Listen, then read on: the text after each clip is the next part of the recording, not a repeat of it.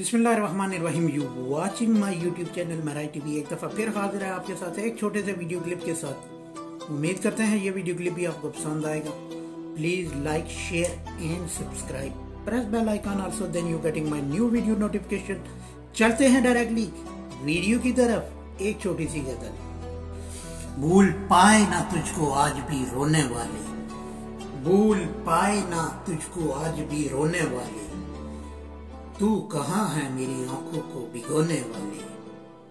हम किसी गैर के हो जाएं ये मुमकिन ही नहीं, हम किसी गैर के हो जाएं ये मुमकिन ही नहीं, और तुम कभी अपने नहीं होने वाले।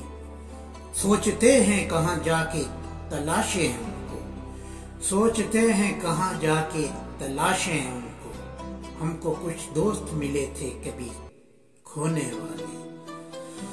रेत के जैसा है अब तो ये मुकद्दर मेरा, रेत के जैसा है अब तो ये मुकद्दर मेरा, खुद बिखर जाएंगे अब मुझको पुरोने वाले। दर्द और अश्क जमाने में अज़ल से हैं वही, दर्द और अश्क जमाने में अज़ल से हैं वही, सिर्फ बदले हैं हर दौर में रोने वाले।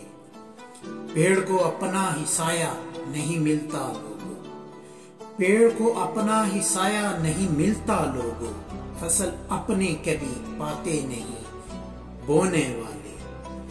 दर्द गैरों का बला कौन उठाता है, दर्द गैरों का बला कौन उठाता है, यहाँ खुद की सलीब को है ढोने वाले।